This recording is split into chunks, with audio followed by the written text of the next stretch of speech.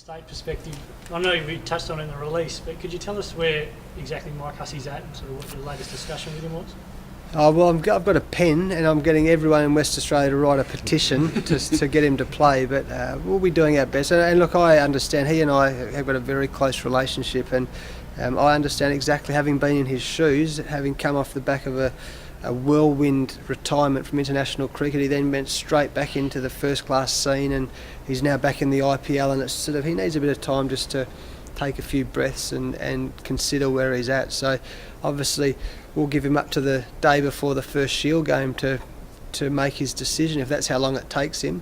My gut feeling is he'll have a better understanding later on in the winter, but we're all hopeful that he wants to play for the Warriors and the Scorchers next summer. What state squad, having 4 elevations, you're obviously pretty wrapped about the young talent.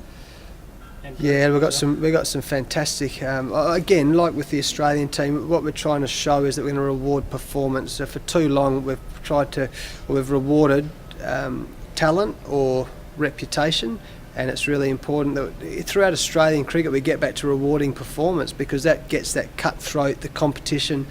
You've got to be the best of the best to get a contract, or more importantly, get a position in the first 11. So we've shown that with Sam Whiteman and Bert Cockley and Hilton Cartwright, John Rogers being elevated, that they've been rewarded for performing well and being part of the first 11. So that's a philosophy we'd like to get through, and I think it's a really important philosophy not only for Western Australian cricket, for Australian cricket going forward. Just bought Bert last year.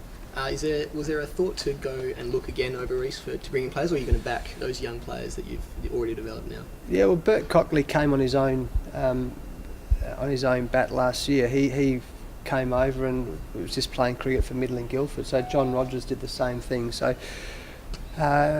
in the perfect world, we'll keep looking at the talent we've got in Western Australia. I think for a long time we've neglected the West Australian talent through club cricket. There's plenty of it. So we'll be looking at the elevation of Simon Mackin, and there's a guy, Hayden Parsons, who was 12th man in one of our one-day games. We've got some really good Joel Paris, good West Australian bowlers. Now, I'd never stand here and say we're only going to look at West Australian bowlers for the whole tenure of my contract, but we'll certainly be looking more closely at what we've got in West Australia through our club cricket ranks. And if we do that, hopefully we'll get some homegrown West Australian bowlers, or players who come over here and excel in club cricket.